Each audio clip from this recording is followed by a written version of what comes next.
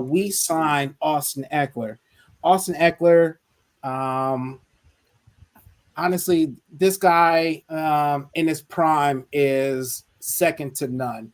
This guy is honestly, for as little as he is a workhorse, and he can play 1 to 3 downs every drive, like first, second, and third down, and everything. He can catch the ball out of the backfield. He can block. My man is legitimate.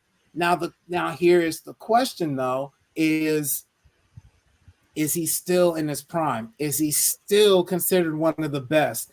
You get what I'm saying? Like, we signed him to what, like a 2-year, just under $12 million contract. So, guys, I need to know what you guys think of this. Like, is this to me personally, I think it is an upgrade.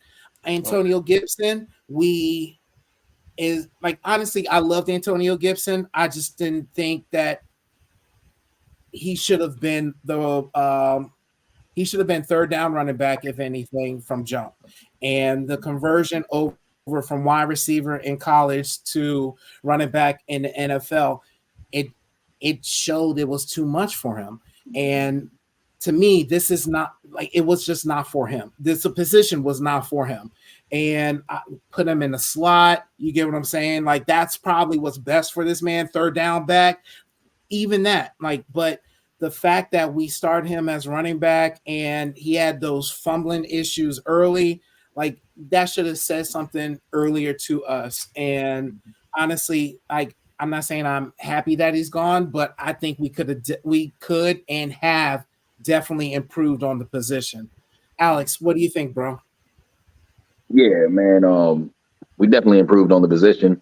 I was one of those guys that liked Antonio Gibson. I did, especially for this Cliff Kingsbury air raid. If that's what we are going to run, I was hoping that, if we did sign Antonio Gibson back, maybe they would have probably put him at more wide receiver than third down running back.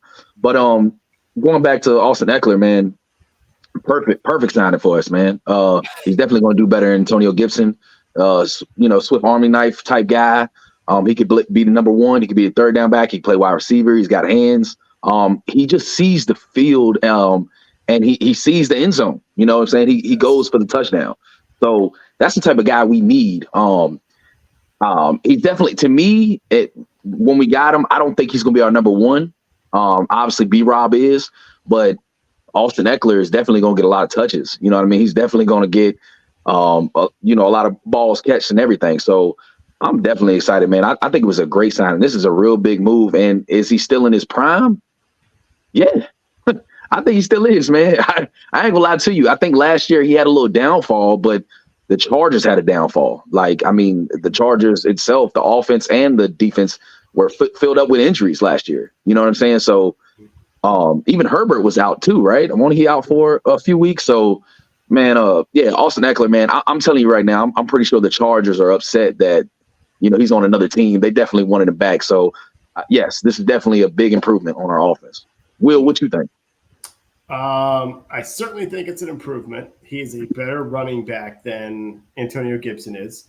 I disagree that he's in his prime and he's coming off an injury. And sometimes with these running backs, you don't know it. They can fall off the cliff immediately. And they go from being productive to not. And Father Time is undefeated. But I think he's also suited to be in. If all his role for us is a third down back, he's going to fit great. But he also, like you said, has the ability he's got a knack for the end zone. It's a great point. And he has the ability, you guys have said it, to go first, second, and third down. And I don't love Brian Robinson. I don't hate him, but I don't love this guy. I think he's a fine running back, but I don't think he's anything great just yet. So I like having somebody else in the backfield who might push him a little bit to say, you got to play well because we got somebody else. When it comes to Gibson, obviously the previous staff was done with him. They found that there were too many times he was leaving holes open. He would not go the right way that they wanted him to. And it's too bad. Alex, you said it. You kind of were curious what he could be like with Cliff Kingsbury. And I agree with that. I didn't want him back. I didn't think he was worth signing. But I think he got hurt. He's a positionless player right now in the NFL. And he got hurt playing on a team with coaches who didn't know how to use him, because he's not a running back and he's not a receiver, and he's more that Deebo Samuel type Swiss Army knife, but he didn't have coaches that knew how to get the best out of him. So I wish him luck in New England. I don't think he's gonna get it there, but hopefully he'll continue on. Absolutely. So you don't think he'll play like that third down back there also, or? Yeah, I think he is, but I mean that's marginal talent from him. You're going to get some production, but I don't think you're going to he's never going to reach his potential unless he gets with a coach kind of like a Kyle Shanahan, who knows how to use a player like that. Like Deebo Samuel became Deebo Samuel because of how Kyle Shanahan figured out how to use him. Great. That was a great point. Absolutely. Sean, what you think? No, look, I mean, I feel like something that we're going to be discussing, especially coming into draft time a lot, is ceiling and the floor. And we know this guy's ceiling is high. I mean, he's electric. For any of us fantasy owners, if you've had him the last couple of years outside of last year, I mean, he was gold for you guys. You know what I mean? And let's be honest. We talk about, running backs getting devalued. Guys like this guy, Austin Ekeler, who can do it all back, are the reason why they're getting devalued, because you don't need to give him 400 carries. You can sit here and give him, 100 touches in the run game, 100 touches receiving, and just get him out there doing things. And he's deadly at that. And the fact that he can do that and he doesn't have to be your main guy is why I love that we got him now. Because now he can go, and his game is not predicated on being, 35, 45 carries. It's just, it's like a shooter. Just get him in rhythm. Let him get a completion, get a couple yards. Okay, boom. Get back to the huddle and put him in advantageous situations. And that's what Cliff Kingsbury's, I believe, is going to do. But this is another thing that we talked about, and Will and I talked about this last night, relationships. Anthony Lynn's our running back coach.